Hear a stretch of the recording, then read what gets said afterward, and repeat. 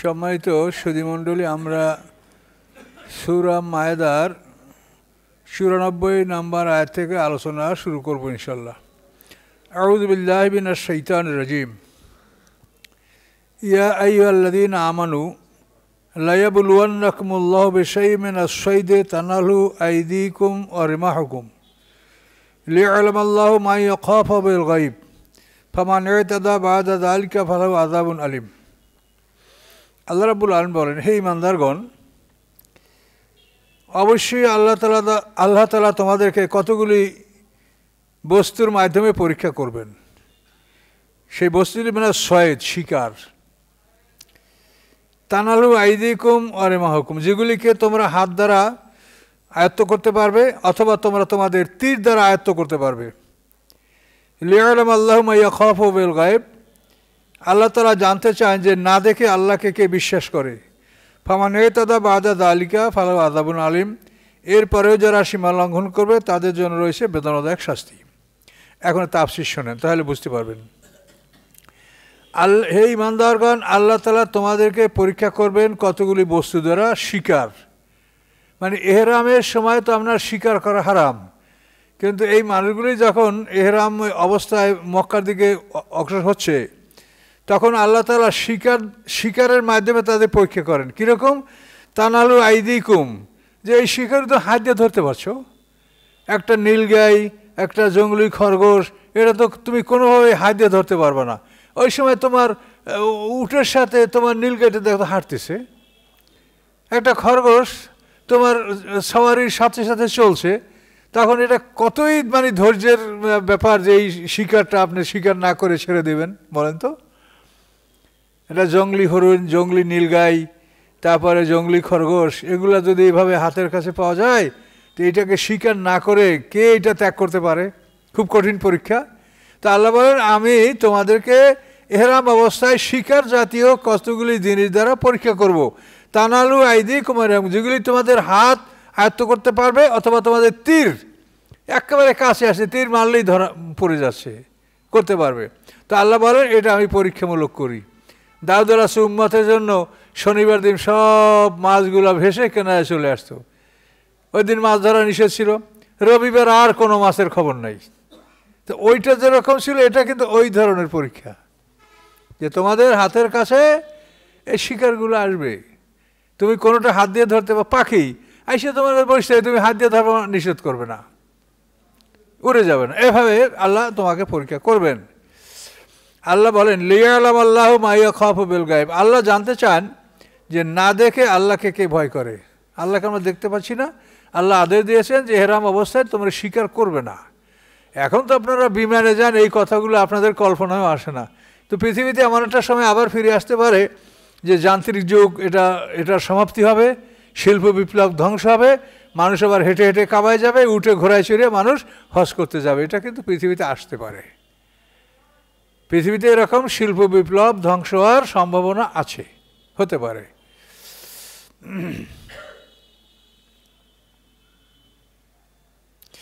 আল্লাহ বলেন, ফামান ইতাদা বা'দা যালিকা ফালাহু আযাবুন আলীম, এরপরেও যারা সীমা লঙ্ঘন করবে তাদের জন্য বেদনাদায়ক শাস্তি রয়েছে। তোমরা সীমা লঙ্ঘন করবে না, এই পশুগুলি শিকারগুলি তোমাদের গায়ের উপরে পড়বে কিন্তু তোমরা মারতে পারবে না, তোমরা এহরাম অবস্থায় আছো। এহরাম মানে কি? আপনি যেরকম নামাজে তাকবীরে তাহরিমা, এই না, এখন সব হারাম, আর হজের নিয়াত করলে ওইটার নামে এহরাম, একই জিনিস। তার হজ করতে তো দীর্ঘ সময় লাগে, এই জন্য আপনাকে চলাফেরা খাওয়া দাওয়ার অনুমতি দেওয়া যায়। নামাজ তো 5-10 মিনিটের ব্যাপার, এই জন্য তাকবীরে তাহরিমের পরে আপনার কথাবার্তা, খাওয়া দাওয়া, নড়াচড়া নিষিদ্ধ। আর হজ তো হলো লম্বা সময়ের ব্যাপার, এই জন্য ওটাও এহরাম, ওইটা এহরাম, আর এই তাকবীরের তাহরিমের একই জিনিস। তাকবীর মানে আল্লাহু আকবার বলা, আর তাহরিমা মানে সমস্ত বৈধ কাজকে অবৈধ ঘোষণা করা, হারাম করা। আপনার জন্য কথা বলা বৈধ ছিল, এদিক ওদিক তাকানো বৈধ ছিল, হাঁটা চলা বৈধ ছিল, খাওয়া বৈধ হয়েছিল, এখন আপনি আল্লাহু আকবার বলে এটাকে আপনি হারাম করে দেন, আর এটা আপনার জন্য হালাল না। এরপরে আপনি হালাল কীভাবে পাবেন? যখন আপনি সালাম ফিরবেন তখন আবার আপনি হালাল হয়ে গেলেন। কথা বুঝতে পারছেন? তাকবীরে তাহরিমের অর্থটা এখন বুঝতে পারছেন? আল্লাহু আকবার বলে দুনিয়ার কার্যক্রম আপনি হারাম করবেন, এবং নামাজ শেষ হলে সালাম দিয়ে আপনি আবার স্বাভাবিক হয়ে যাবেন। এটার নাম তাকবীরে তাহরিম। আর এটারই বিকল্প নাম হলো এহরাম। হজের জন্য আপনি রওনা করছেন, ইয়ালামলামে আপনার এহরাম বাঁধতে হবে। আপনি বিমানে কখন ইয়ালামলাম পার হয়ে যাবেন আপনি হুশ করতে পারবেন না। এই জন্য বিমানে ওঠার আগেই আপনি এহরাম করলেন, তাহলে আপনি যথাসময় আপনি এহরাম করতে পারবেন না, ওটার জায়গাটা খুব দ্রুত পাস হয়ে যাবে। তো এই বিষয়গুলো আপনাকে বুঝতে হবে এবং এই তাফসীরের মাধ্যমে প্রত্যেক জিনিস পরিষ্কার বুঝবেন, কোনো রকম অস্পষ্টতা থাকবে না। আল্লাহ বলেন, ইয়া আইয়ুহাল্লাযীনা আমানু, হে ঈমানদারগণ, লা তাকতুলুস সায়দা ওয়া আনতুম হুরুম, ইহরাম অবস্থায় তোমরা কোনো শিকারকে হত্যা করবে না। যে পশুটাকে শিকার করা এটা হলো শিকার, আর যে শিকার করে তার নাম হলো শিকারী। কথা বলতে পারছেন? সায়দ মানে শিকার। তোমরা কোনো শিকার হত্যা করবে না এহরাম অবস্থায়। অমান কাতাল মিনকুম, তারপর যদি তোমাদের মধ্যে কেউ এটা করেই ফেলে, যে এমনভাবে একটা খরগোশ বা নীলে আসে আর সহ্য করতে পারে, ধরছে বা মারছে, তাহলে কী হবে? অমান কাতাল মিনকুম মুতাআম্মিদান, তোমাদের কেউ যদি ইচ্ছাকৃতভাবে এই পশুটা শিকার করে, ফাজাজাউন, তাহলে তার শাস্তি কী হবে?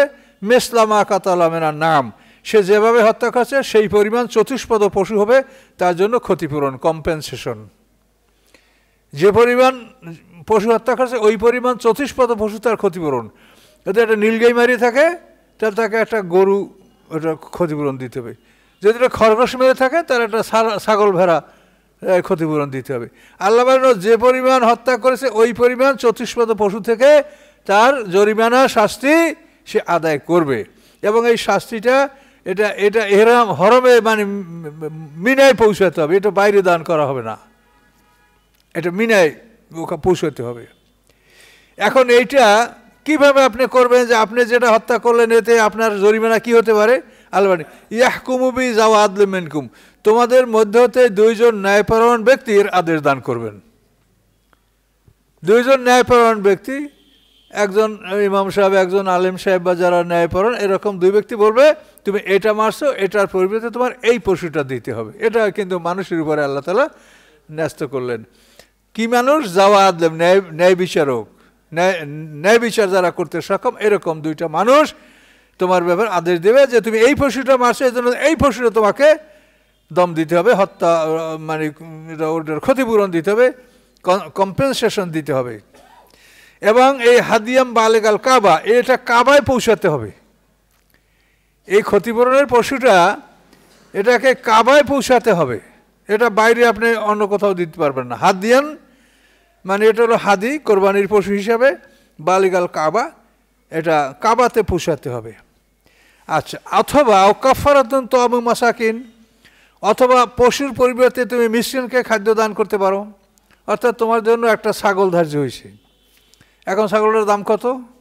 এটার দাম মনে করেন 500 রিয়াল, তাহলে এই 500 রিয়াল তুমি মিসকিনকেও দিতে পারো। ছাগল যদি পাওয়া যায় না বা যদি সমস্যা হয়, পশু না পেলে, তাহলে কাফারাতুন তা'আমু মিসকিন, মিসকিনকে খাদ্য দান করা যেতে পারে বিকল্প।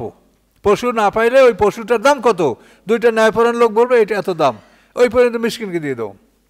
আচ্ছা, যদি তা না পারো তাহলে এর আদলু জালিকা সিয়ামান, তো এর সমপরিমাণ তোমাকে রোজা রাখতে হবে। সমপরিমাণ রোজা মানে একটা রোজার ফেতিয়া মনে করেন 100 দিরহাম, বা যেটা আপনি মনে করেন 100 টাকা, তাহলে আপনার যে ছাগলটা ফেদিয়া ধার্য হয়েছিল ওটার দাম 500 টাকা, তাহলে রোজা রাখতে ওই ছাগলটা 500 টাকা না দিতে পারলে আপনি 5টা রোজা রাখবেন। তাহলে এই বিষয়ে আল্লাহ তাআলা আপনাকে 3টা সুযোগ দান করলেন। ইসলামের সব ক্ষেত্রেই আল্লাহ তাআলা একাধিক পন্থা রেখেছেন যাতে মানুষ যে কোনো একটা সে সহজে পালন করতে পারে। সুবহানাল্লাহ বলেন, আল্লাহ কত বড় মেহেরবান দেখেন। তুমি পশু দিয়া ক্ষতিপূরণ করো, যদি পশু না দিতে বা পশুর দাম মিসকিনকে দিয়ে দাও, তাও যদি না পারো তাহলে এটার পরিমাণ তুমি রোজা রাখো। পরিমাণটা বুঝছেন তো? মানে আপনার যদি 500 টাকা আপনার জরিমানা হয়েছে, এখন 500 টাকায় কয়টা রোজা? এই যে রোজার বাৎসরিক একটা ফেতরা ধারণ হয় না, ওই হলো আপনার একটা রোজার ক্ষতিপূরণ। তাহলে ওই টাকায় যতটা ক্ষতিপূরণ রোজা লাগবে অতটা রোজা রাখবেন আপনি। এভাবে আপনাকে এই ক্ষতিপূরণটা পূরণ করতে হবে। কিন্তু রোজা রাখতে হলে খেয়াল করতে হবে এই রোজাটা কিন্তু আপনার 9 তারিখের মধ্যে শেষ করতে হবে, অথবা আবার 12 তারিখের 13 তারিখ 14 তারিখের পর এই কটা দিন রোজা রাখা যাবে না। 10, 11, 12, 13 এই 4 দিন হলো রোজা রাখা হারাম। জিলহজ মাসের 10, 11, 12, 13।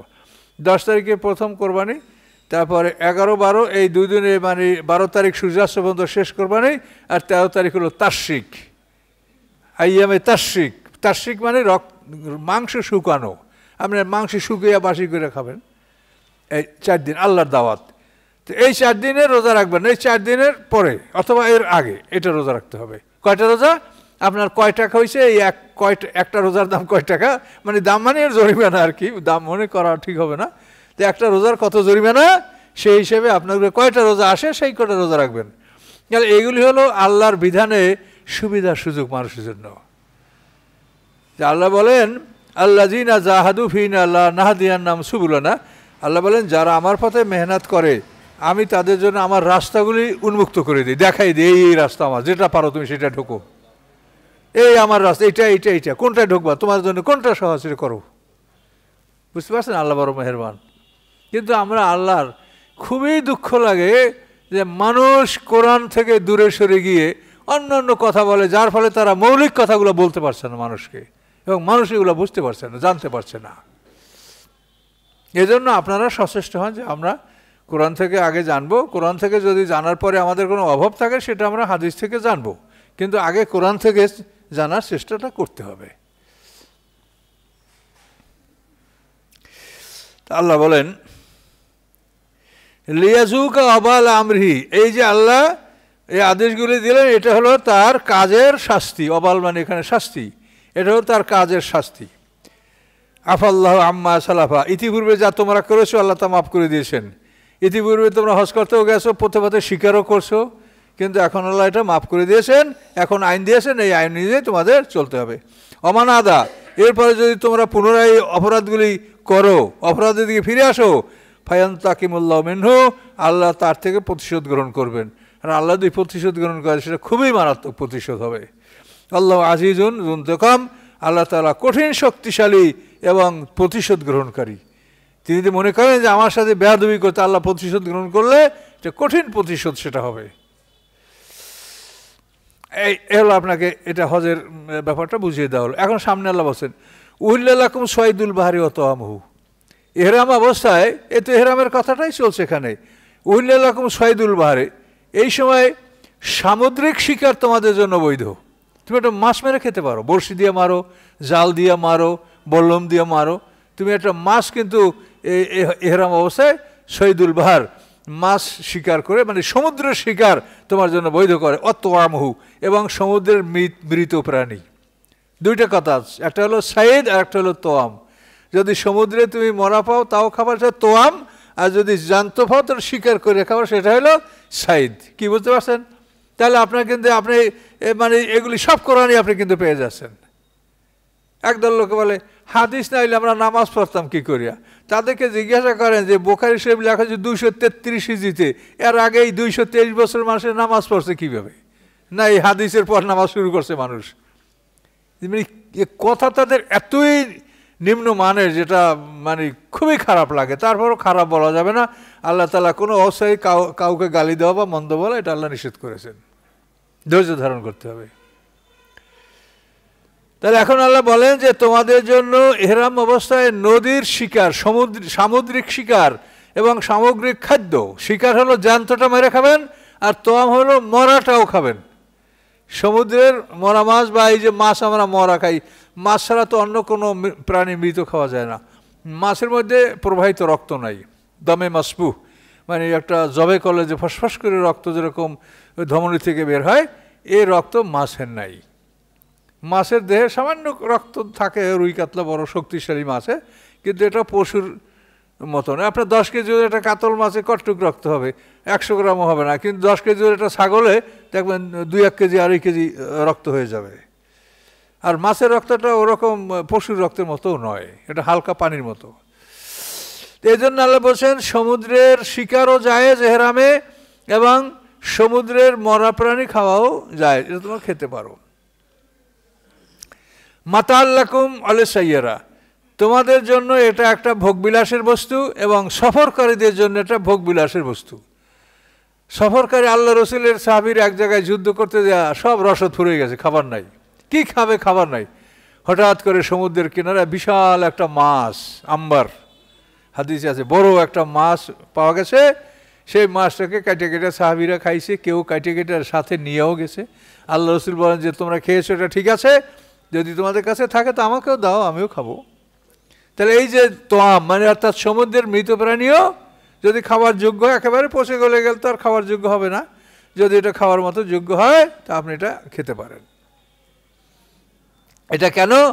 মাতাল লাকুম, তোমাদের জন্য এটা একটা ভোগবিলাসের বস্তু। বলে সাইয়ারা, এবং সাইয়ার মানে যারা সফরকারী, ভ্রমণকারী, তাদের জন্য এটা একটা সুব্যবস্থা। এই যে রাসূলের সাহাবীর এই মাছটা না পাইলে কি খাইতো তারা? এই মাছটা এত বড় ছিল, বর্ণনায় আসে যে তার এই যে মাছের যে পাঁজরের হাড্ডি, এটাকে মানে এটা কি বলা হয়, এই যে থোরাক্স বোনগুলি, আমরা বরিশালে বলে কাঠি, তো এটার নিচ দিয়ে একটা উট চলে যেতে পারতো, এত বড় মাছটা ছিল। এ মাছ সাহাবীরা খেয়েছে। হুররিমা আলাইকুম সাইদুল বাররে, হারাম করা হয়েছে তোমাদের উপরে স্থলভাগের শিকার, মাদুম তুম হুরমা, যতক্ষণ তোমরা এহরাম অবস্থায় থাকো। পরিষ্কার, কোনো জায়গায় কোনো অস্পষ্ট আছে কিছু? স্থলভাগের শিকার তোমাদের হারাম করা হয়েছে কতক্ষণ? মাদুম তুম হুরমা, যতক্ষণ তোমরা এহরাম অবস্থায় থাকো ততক্ষণ স্থলভাগের শিকার তোমাদের উপরে হারাম করা হয়েছে। এখন এই যে বিষয়টা বলা হয়েছে, কোনো অস্পষ্টতা আছে বলেন? কোরআনের সব কথা আল্লাহ বলেন, আমি সব কথা আমি খুলে খুলে সুন্দর করে ব্যাখ্যা করে বলেছি, কিন্তু তোমরা কপাল পোড়া, কোরআন থেকে তোমরা দূরে সরে যাচ্ছ। কোরআন একটুকু পড়ো না, হাদিস পড়ে পড়ে মশলা দেবো, আর যত এলোমেলো জটিলতা সৃষ্টি হয়। আত্তাকুল্লাহ, আল্লাহকে ভয় করো, আল্লাযী ইলাইহি তুহশারুন, যে আল্লাহর কাছে তোমরা সবাই একত্রিত হবে, যে আল্লাহর সম্মুখে তোমাদের সবাইকে একত্রিত হবে, সে আল্লাহকে তোমরা ভয় করো। জাআলাল্লাহুল কাবাতাল বাইতাল হারাম, আল্লাহ তাআলা কাবাকে সম্মানিত গৃহ হিসাবে ঘোষণা করেছেন। এই বাইতুল্লাহটা, এটা বাইতুল হারাম সম্মানিত, মানে যেমন মুহররম, মুহররম মানে কি? আপনার যারা সম্মানিত, আপনার মা, বোন, খালা, ফুফু, এই যে মুহররম, মুহররম মানে সম্মানিত। তা আল্লাহ বলেন কাবা ঘরকে বাইতুল হারাম, সম্মানিত ঘর হিসাবে ঘোষণা করা হয়েছে। কিয়ামাল নাস, এবং মানুষের অবস্থান স্থল, এখানে মানুষ অবস্থান করবে। মসজিদে হারাম এই 92টা গেট, মানে মক্কা ঘর মাঝখানে, তার 92 গেট গোল করে এই যে বাইতুল হারাম, মসজিদে হারাম, মানুষের জন্য অবস্থান স্থল। মানুষ এখানে অবস্থান করে, কেউ বসে দাঁড়িয়ে পাজরে শুয়ে, এখানে মানুষ ইবাদত করতে থাকে সবাই, মানুষের জন্য অবস্থান স্থল। অশাহরাল হারামা, এবং মুহররম মাসগুলি, এগুলিকে তোমরা খেয়াল রাখবে। মুহররম মাস কোনটা? জিলকদ, জিলহজ, মুহররম, এই 3 মাসের একসঙ্গে। জিলকদ হলো হজের আগের মাস, জিলকদ, জিলহজ। জিলহজ মাস হলো আরবি বছরের শেষ মাস, জিলকদ, জিলহজ। এরপরে মুহররম হলো আরবি বছরের প্রথম মাস। তো এদিকে শেষের 2 মাস আর নূতন বছরের 1 মাস, জিলকদ, জিলহজ, মুহররম, এই 3টে মাস হলো একসঙ্গে হারাম, সম্মানিত মাস। আর মাঝখানে একটা মাস হলো রজব, এইটা হলো মাঝে। তো এই 3টা মাস একসঙ্গে হারাম রাখা হয়েছে। হারাম মানে যুদ্ধ বিগ্রহ করা, এটা অবৈধ ঘোষণা করা হয়েছে। তো তোমাদেরকে আক্রমণ করলে তোমরা ডিফেন্সিভ অ্যাটাক করতে পারবা, কিন্তু অ্যাগ্রেসিভ অ্যাটাক, নিজেদের পক্ষ থেকে তোমরা এই সময় কাউকে আক্রমণ করবে না। 3 মাস কোনটা? জিলকদ, জিলহজ, মুহররম। মুহররম হলো নূতন বছরের মাস, আর জিলকদ আগের মাস। তা আপনি জিলকদ মাসে এহরাম বাঁধবেন, এহরাম বাঁধতে মক্কা যাইতে অনেক সময় লাগবে। তো জিলকদ মাসে এহরাম বাঁধবেন, জিলহজ মাসে হজ করবেন,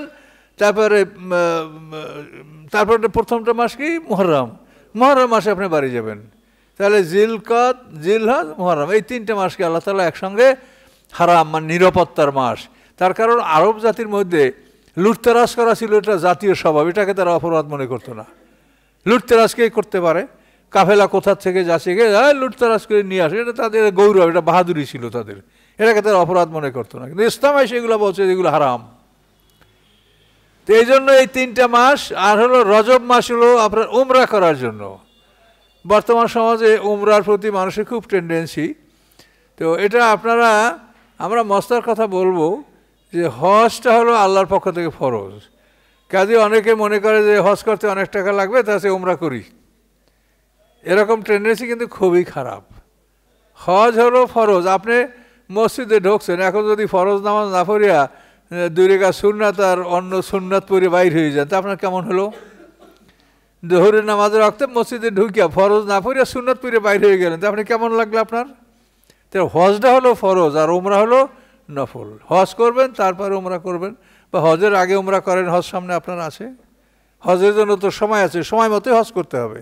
আপনি আগে মক্কা গেলে সময় থাকলে আগে ওমরা করেন, হজ করবেন তারপরে ওমরা করেন, ওমরা সবসময় করতে পারবেন। কাজেই এটা যেন না হয় যে আমি মক্কা যাওয়ার কাজ, কাবাঘর তওয়াফ করার কাজ, এটা তো ওমরা হয়েছে, এটা তো 1.5 লাখ টাকা হয়তো আমি 5 লাখ টাকা কেন খরচ করব? খরচ আপনার না থাকলে আপনি করিয়েন না, আপনাকে আল্লাহ না থাকলে বলে নাই করতে, কিন্তু আসে তারপরও মনে করেন যে ওমরা করছি, এটা যেন না হয়। আর যারা কম টাকা আসে তারা আল্লাহর কাছে বলেন যে আল্লাহ আমাকে হজের তৌফিক দেন, তা আল্লাহ দিতে পারে। এটা আপনি যদি নিয়াত করেন, আল্লাহকে বলেন যে আল্লাহ আমার কাছে 2 লাখ আছে আর 3 লাখ তো নাই, আমাকে আপনি হজের তৌফিক দেন, তা আপনি অপেক্ষা করে দেখেন, আপনাকে আল্লাহ তৌফিক দিয়েও দিতে পারে। আর না পারলে তখন সেটা আলাদা কথা। কিন্তু এই বিষয়টা কিন্তু এই উমরাটা এটা একটা মানে মনে হয় যেন এটা আমরা সবাই করি, এটাই একটা বড় কিছু। এটা যারা এই প্রতিষ্ঠানে ব্যবসা বাণিজ্যের সাথে লিপ্ত আছে তারা মানুষকে কিন্তু উদ্বুদ্ধ করছে এই বিষয়টা, শরীয়তকে উপেক্ষা করে। তো আল্লাহ তাআলা বলেন কাবা, এটাকে আল্লাহ তাআলা বাইতুল হারাম, এটা সম্মানিত গৃহ। কাবা মানে চৌকোনা বিশিষ্ট ঘর, চতুষ্কোণ বিশিষ্ট ঘর, এটাকে কাবা বলা হয়। তো এই ঘরটা হলো মানুষের অবস্থানের স্থল।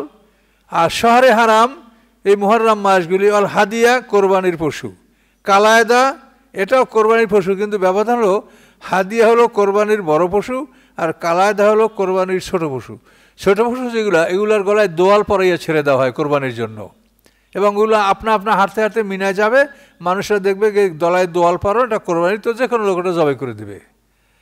আর হাদিয়া হলো কোরবানির বড় পশু, উট গরু এগুলো বড়, এগুলো হাদি, এবং এগুলিকে উটের উপরে লোহা দ্বারা হালকা একটু আঁচড় দেওয়া হয়, ফলে অল্প রক্ত প্রবাহিত হয়, তখন এটা বোঝাবে যে এটা কোরবানির পশু। এটা কেউ পথে এটাকে বাধা দিবে না, ওটাকে মিনায় যেতে দেবে সবাই। তো এই কোরবানির পশুর এই চিহ্নটা জাহিলিয়াতেও ছিল, ইসলামে এটাকে রহিত করা হয়নি। জাহিলিয়াতে ওরা কোরবানির পশুকে ওরকম চিহ্নিত করে কোরবানির জন্য ছেড়ে দিত, ইসলাম আসার পরও এই হুকুমটা রহিত আল্লাহ করেন নাই, ওটা ওভাবে চলুক, ওভাবেই হোক।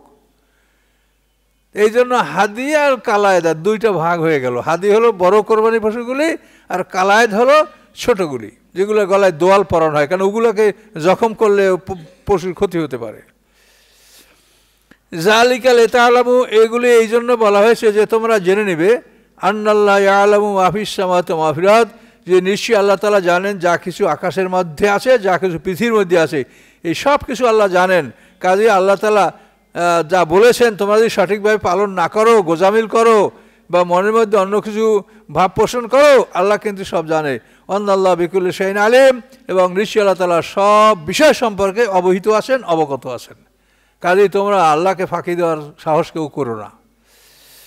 এলামু আন্নাল্লাহ শাদীদুল ইকাব, এবং জেনে রাখো আল্লাহ তাআলা কঠিন শাস্তি দানকারী। তোমাদেরকে যে বিধান বলা হলো, এ যদি লঙ্ঘন করো তো জেনে রাখো আল্লাহ তাআলা কঠিন শাস্তি দানকারী, এবং সাথে সাথে এটাও জেনে রাখো আন্নাল্লাহ গাফুরুর রহিম, নিশ্চয়ই আল্লাহ তাআলা ক্ষমাশীল এবং দয়াবান। দুটোই জেনে রাখো। ক্ষমা পাওয়ার যোগ্য হলে ক্ষমা আল্লাহ করবেন, আর যদি শাস্তির যোগ্য আল্লাহ তাআলা শাস্তি দিবেন। আল্লাহ যদি শাস্তির যোগ্য অপরাধীকে ক্ষমা করে দেন, এটা আল্লাহর ওয়াদা খেলাফ হবে না, এটার নাম হবে দয়া করা, রহম করা, করুণা করা। কথা বলছেন? কারোর সাথে লেনদেনের ওয়াদা থাকলে এটা পূরণ করবেন, আর ভঙ্গ করলে ওয়াদা ভঙ্গ হবে। কিন্তু কাউকে যদি বলেন আরে আমি 10টা পিটান লাগাবো, এটা আপনি মাফ করে দিন, এটা হবে ক্ষমা, এটা ওয়াদা খেলাফ হবে না। আমি পিটান দেওয়ার ওয়াদা করছিলাম, আমি দিতে পারলাম না, পিটান তো ওয়াদা খেলাফ হয়ে গেল নাকি? ওয়াদা খেলাফ তো মুনাফিকের আলামত, কিন্তু এটা না, এটা হবে ক্ষমা, এটা ওয়াদা খেলাফ না।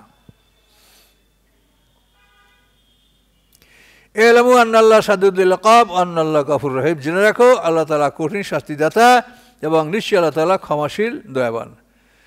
আল্লাহ বলেন মা আলার রাসূলে ইল্লাল বালাগ, রাসূলের আর কোনো কাজ নাই প্রচার করা ছাড়া, দাওয়াত পৌঁছিয়ে দেওয়া ছাড়া রাসূলের আর কোনো কাজ নাই। কে হেদায়েত গ্রহণ করলো, কে করলো না, কে মানলো না, এটা দেখার দায়িত্ব রাসূলের না। তো এই দায়িত্ব যদি রাসূলের না থাকে তো আমাদেরও না, তাহলে আমাদের কাজ হলো বালাগ।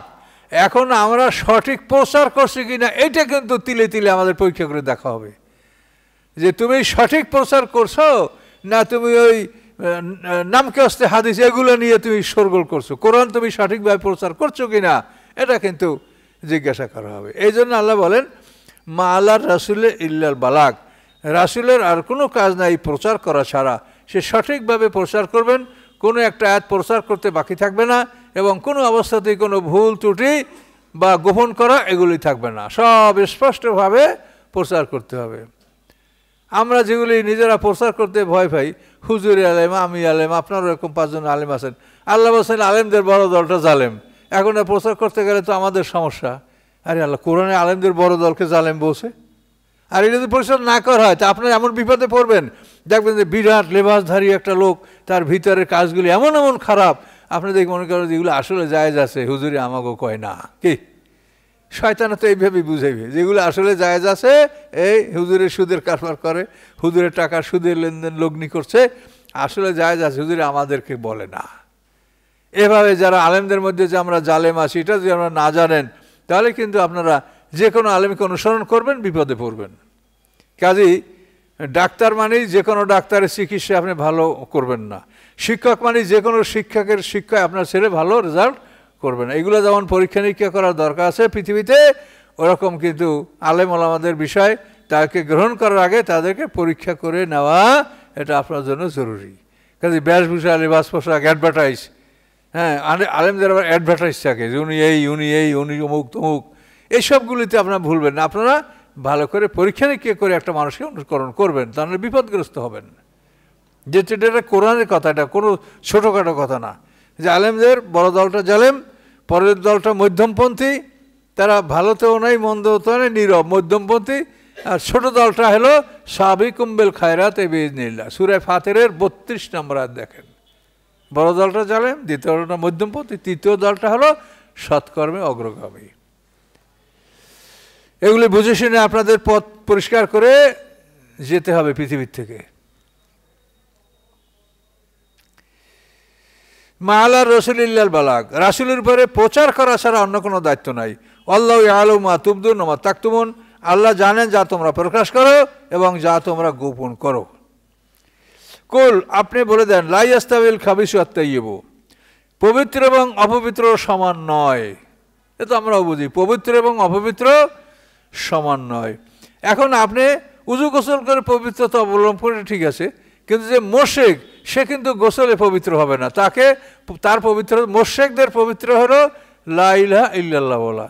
মোশেক যখন লা ইলাহা ইল্লাল্লাহ বলবে তখন সে পবিত্র হবে, শিরক মুক্ত হয়ে যাবে। আর মোশেক যতক্ষণে লা ইলাহা ইল্লাল্লাহ না বলবে ততক্ষণ কোনো পানি দিয়ে ধুইলে মোশেক পবিত্র হবে না। এটা আল্লাহ কোরআনে বলেছেন, ইন্নামাল মুশরিকুনা নাজাসুন, মোশেকরা নাপাক। ফালা ইয়াকরাবুল মসজিদুল হারামা বা'দা আমিম হাযা, এবছরের পরে আর মসজিদে হারামের কাছে তারা আসবে না।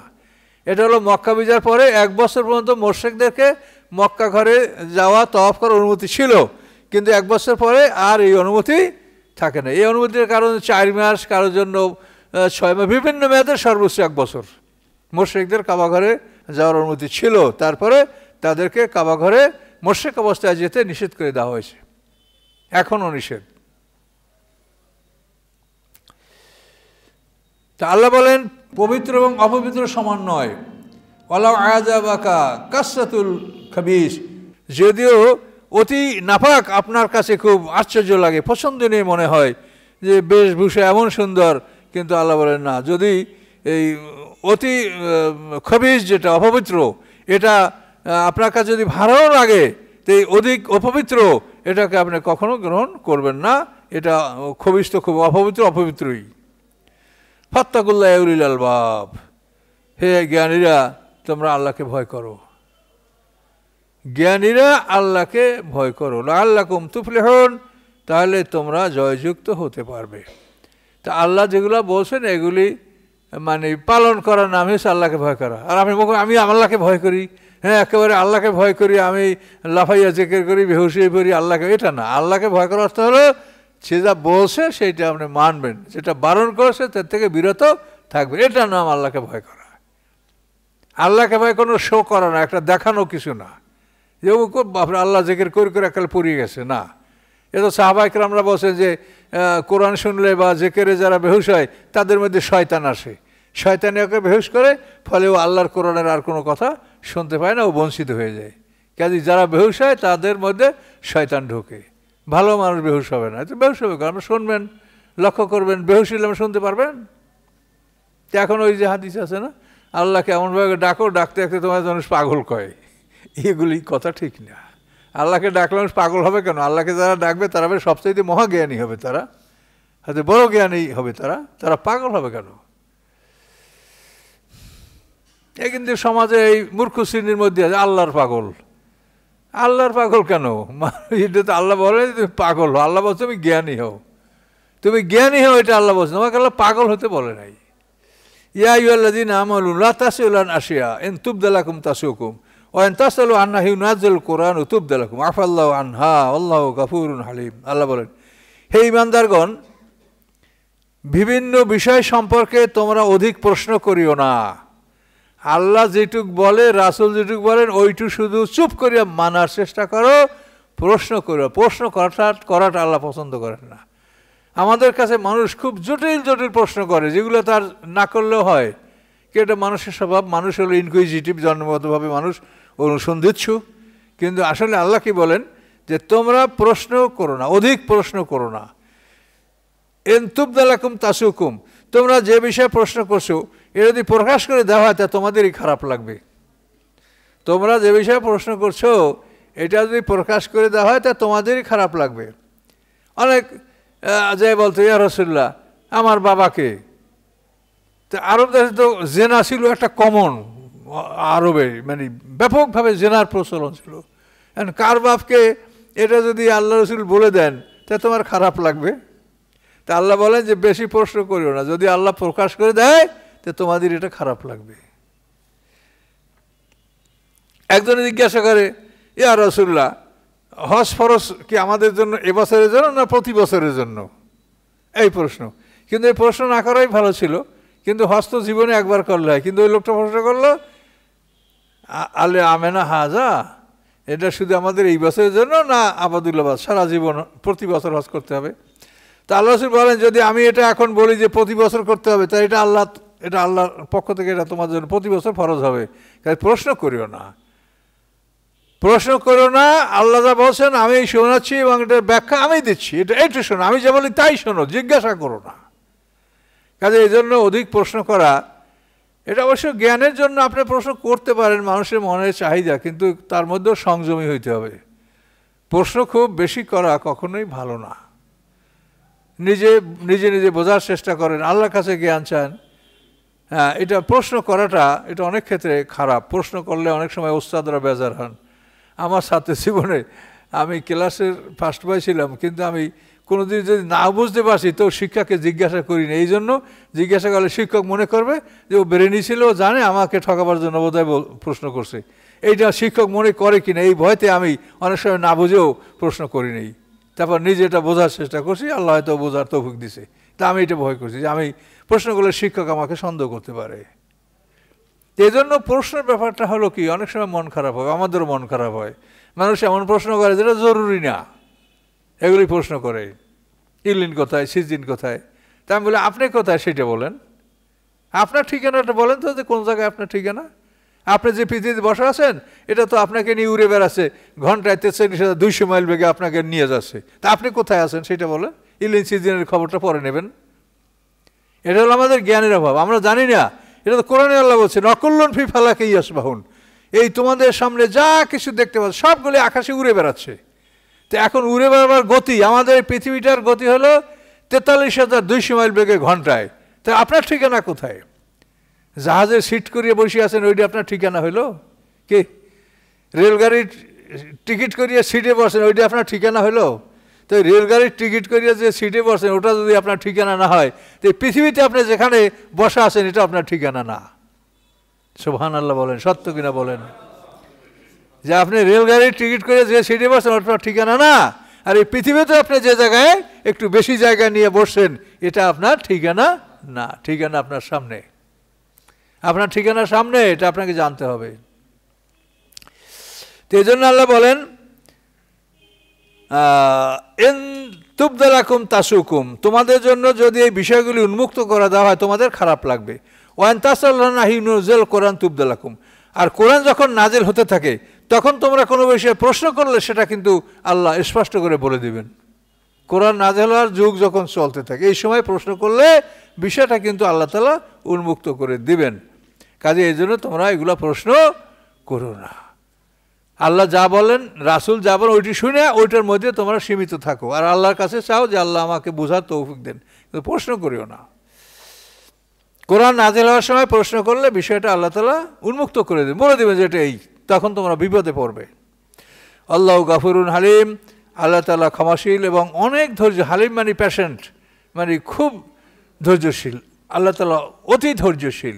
কাজে এই জন্য আল্লাহ তাআলা তোমাদের এই আমলের জন্য শাস্তি দেন না।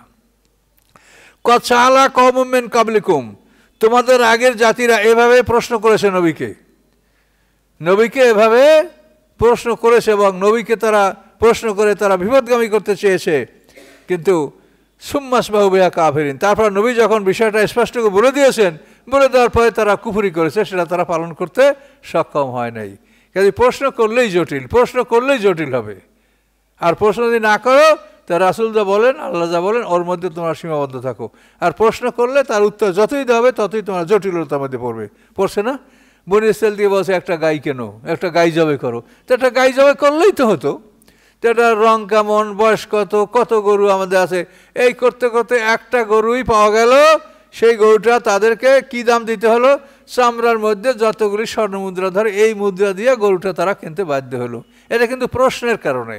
প্রশ্ন না করলে একটা গরু জবাই করছে, একটা গরু ধরিয়ে জবাই দাও, কিন্তু প্রশ্ন। এই জন্য আল্লাহ বলেন যে প্রশ্ন করলে যে অবস্থাটা হবে, বিষয়টা আরও পরিষ্কার করে আল্লাহ দেবেন, কিন্তু তখন তোমাদের জন্য এটা পালন করা জটিল হবে, এবং তোমরা না পেরে তোমরা এটাকে অস্বীকার করবে, তোমরা কাফের হবে। কাফের মানে অস্বীকার করবে।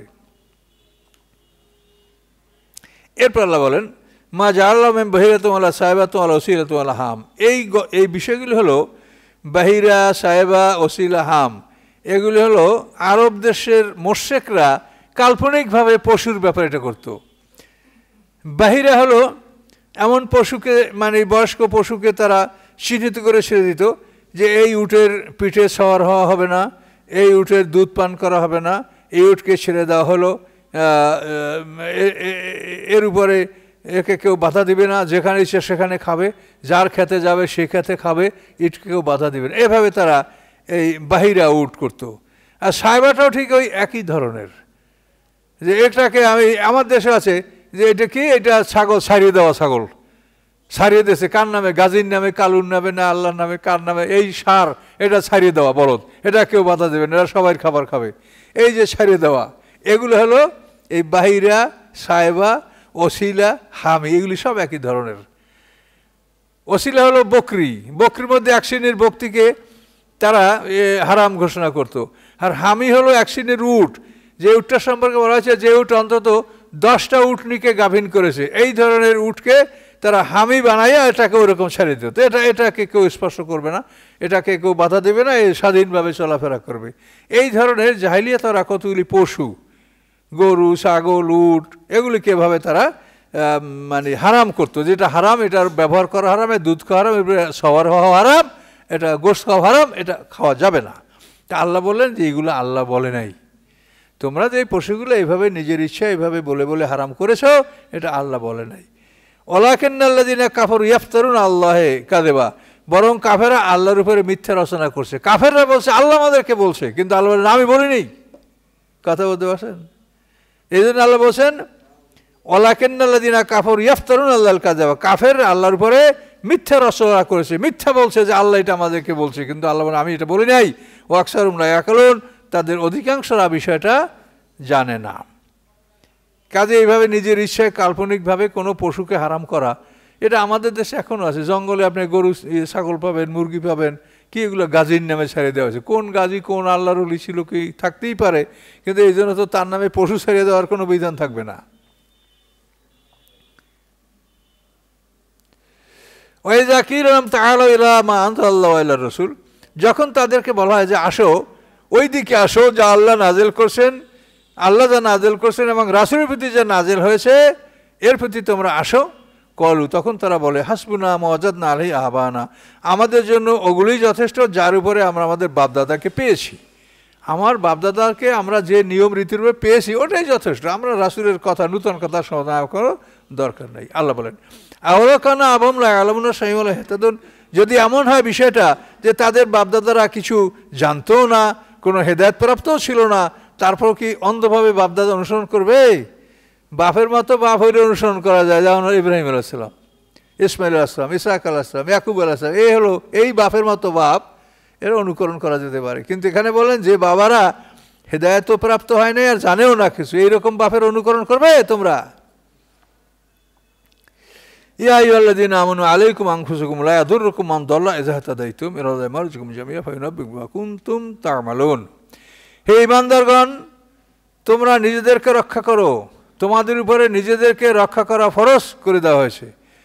লা ইয়াদুররুকুম মান দাল্লা, যারা বিপদগামী হয় তারা তোমাদের ক্ষতি করতে পারবে না। ইযা ইহতাদাইতুম, যখন তোমরা নিজেরা হেদায়েতের উপরে প্রতিষ্ঠিত থাকো। ইলাল্লাহি মারজিকুম, তোমাদের সকলের ঠিকানা আল্লাহর প্রতি, আল্লাহর কাছে, জামিয়া, সকলের প্রত্যাবর্তন আল্লাহর কাছে। ফায়ুনাব্বিউকুম বিমা কুনতুম তা'মালুন, আল্লাহ তাআলা তোমাদেরকে খবর দেবেন যা তোমরা পৃথিবীতে করতেছিলে। 105 এই পর্যন্ত আমাদের সমাপ্ত থাকবে। এই আয়াতটা খুবই একটা বিরাট ব্যাপার।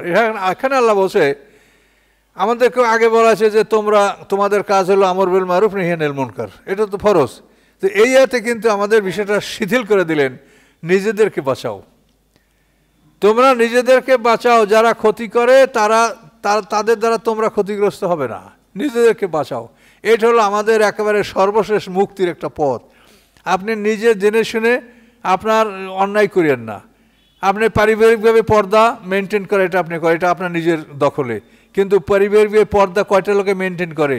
আলেমদের মধ্যে মনে হয় শতকরা একজন এটা করে না। তাহলে আলাইকুম আনফুসাকুম ওয়াসসালাম সেটা আপনি করছেন না। তুমি নিজেকে রক্ষা করো, তুমি নিজে কখনোই সুদের কারবারে স্বেচ্ছায় ঢুকিও না। এখন আপনার বাড়ির ট্যাক্স দিতে হবে, আপনার বিদ্যুৎ বিল দিতে হবে, পানির বিল, এতে যদি ওরা সুদ ঢুকাই দেয় তো এটা আপনি করতে পারবেন না কিছু। আমরা বাজারে কেনাকাটা করি, সব জিনিসে ভ্যাট ট্যাক্স আছে, এটা না দিলে আমরা কিনতে পারবো না, এটা আপনার না, এটা ওরা করছে, এটা ওরা বুঝবে। কিন্তু আপনি নিজে ঢুকিয়েন না, এটা কিন্তু কথাটা সেইটা যে নিজেকে তোমরা রক্ষা করো। তো যে বিষয়গুলি আপনার নিজের মধ্যে, আপনি পর্দা রক্ষা করবেন, আপনি আপনার এই শালা বউ, চাচাতো বোন, মামাতো বোন এদের সাথে দেখা দেওয়া যায় নাই, এটা আমরা কয়জন আমি মেনে চলছি বলেন? ভাবির সাথে, চাচির সাথে দেখা দেওয়া যায় নাই, এটা আমরা কয়জনে মেনে চলছি? তা আল্লাহ বলছেন নিজেদেরকে বাঁচাও, তাহলে আমি তোমাদেরকে মাফ করব। এখন তোমরা নিজেদের মধ্যে যেটা পারো সেটাও যদি না করো তাহলে তোমরা তো শাস্তি ভোগ করবেই। এই জন্য আল্লাহ বলছেন তোমরা নিজেদেরকে রক্ষা করো, যারা বিপদগামী হয়েছে তারা তোমাদের কোনো ক্ষতি করতে পারবে না যখন তোমরা নিজেরা হেদায়েতের উপরে থাকো। এই জন্য আপনার ক্ষমতা বলে যতখানি আপনার অধীনে যেটা আছে, আপনার পরিবারকে আপনি যদি পর্দার মধ্যে রাখেন তো এটা আপনাকে রাষ্ট্র বা অন্য কেউ বলবেন না যে পর্দার বাইরে করো। আপনি যেভাবে ছেলে মেয়ে লালন পালন করেন সেভাবে করেন, আপনি নিজে সেভাবে চলাফেরা করেন। কিন্তু এগুলি যে সমাজের অবস্থা কতই খারাপ, আমরা কোনো জায়গায় মাহফিল করতে গেলে দেখছি ম্যাডাম আমাদেরকে খাবার পরিবেশন করার জন্য বেরিয়ে আসতেছে। তখন আমরা লজ্জায় কি বলবো কি না বলবো, অনুরোধ করি যে ম্যাডাম আপনি থাকেন, আমরা যারা আছি ম্যানেজ করতে পারবো।